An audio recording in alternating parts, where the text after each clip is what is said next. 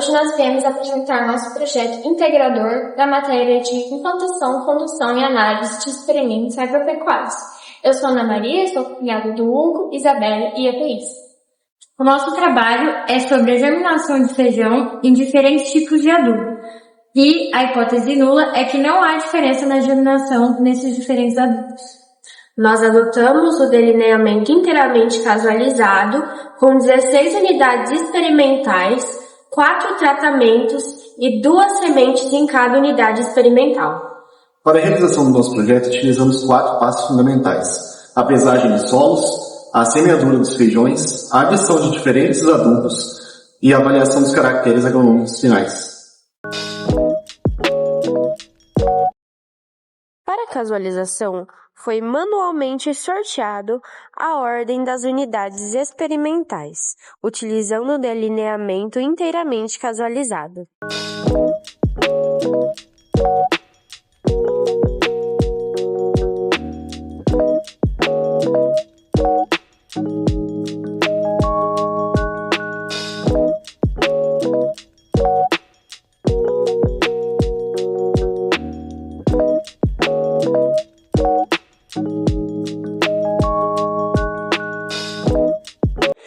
Cada unidade experimental foi constituída dentro de um copo descartável, que foi previamente furado para a drenagem.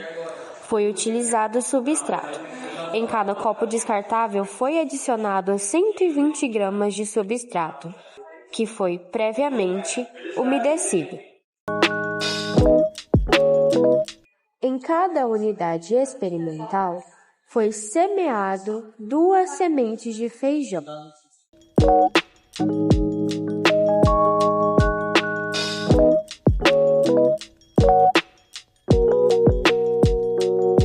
Para a adubação foi medido 400 ml de água e de cada adubo foi utilizado 4 gramas separadamente.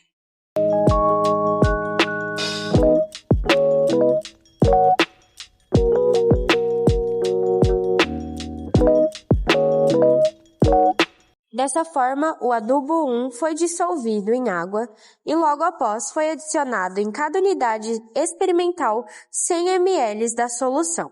Esta adição de adubos constituiu o tratamento 2.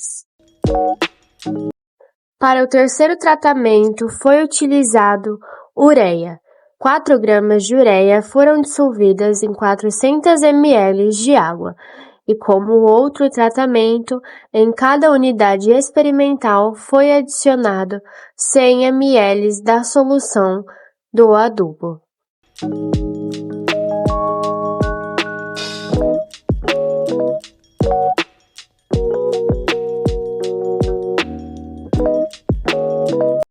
Para o tratamento 4, foi utilizado também 4 gramas de cornicalha, um composto mineral, que foi dissolvido em 400 ml de água. Também, como nos outros tratamentos, foi adicionado 100 ml da solução pronta em cada unidade experimental que iria receber este tratamento. Para a testemunha, não foi utilizado nenhum tipo de adubação, apenas irrigado com água natural.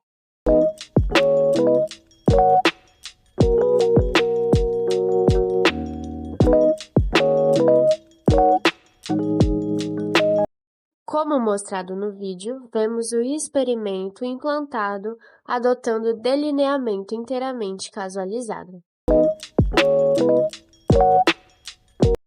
Para analisar o efeito dos diferentes adubos, selecionamos em cada unidade experimental a plântula que apresentou maior vigor e crescimento, fazendo a retirada cuidadosa de cada unidade experimental, evitando que as raízes e as partes aéreas fossem prejudicadas.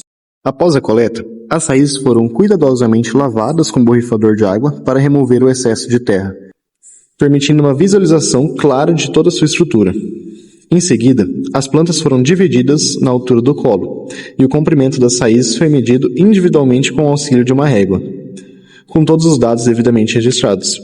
Complementamos a análise com a medição da parte aérea, o que permitiu comparar o equilíbrio entre as raízes e as folhas. Essa avaliação conjunta foi essencial para verificar como cada tipo de adubo influenciou o desenvolvimento inicial do feijão e determinar quais tratamentos trouxeram resultados mais significativos para a cultura.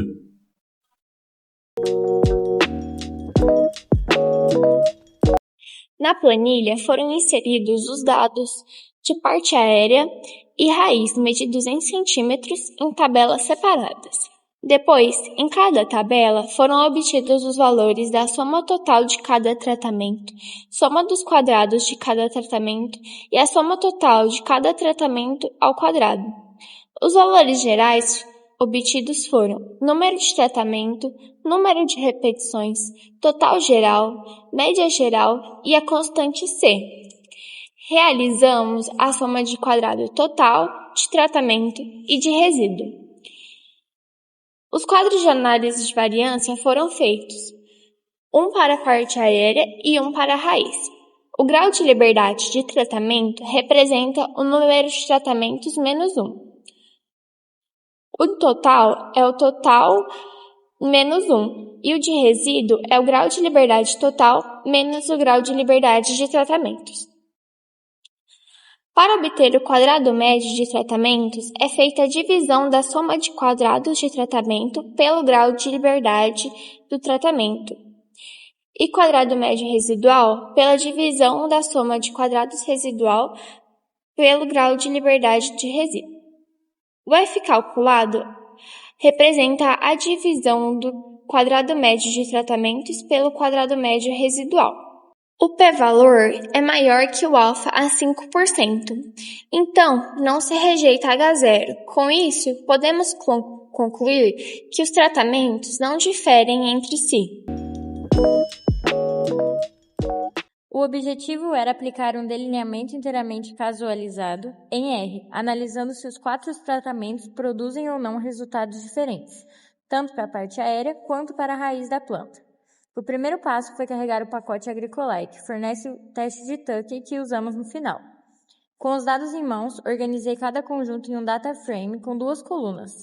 Trate, que representa os 4 tratamentos codificados como fator, e valor, que contém as medições.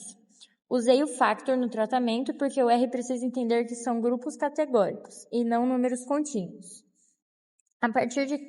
Antes de partir para a análise, gerei um boxplot para cada conjunto. Ele permite visualizar a distribuição dos valores dentro de cada tratamento, mediana, variação e possíveis discrepâncias, antes de tirar qualquer conclusão estatística. Em seguida, ajustei o modelo com a função AOV, que é a forma direta de aplicar a ANOVA no R. A fórmula valor e trate se lê como valor em função de tratamento, que é exatamente o que o modelo do DIC representa. Apliquei isso separadamente para a parte aérea e raiz porque são análises independentes. Com o modelo ajustado, coloquei a função ANOVA para gerar a tabela de análise de variância, e ela nos diz, através do p-valor, se existe diferença significativa entre os tratamentos. Por fim, rodamos o teste Tukey com hsd.test. Como a ANOVA sozinha só indica se existe diferença, o Tukey entra para identificar quais tratamentos essa diferença ocorre, comparando todos os pares e agrupando os que não diferem significativamente com letras iguais. Esse fluxo de visualização, ANOVA e Tukey foi aplicado 2 vezes para cada parte da planta.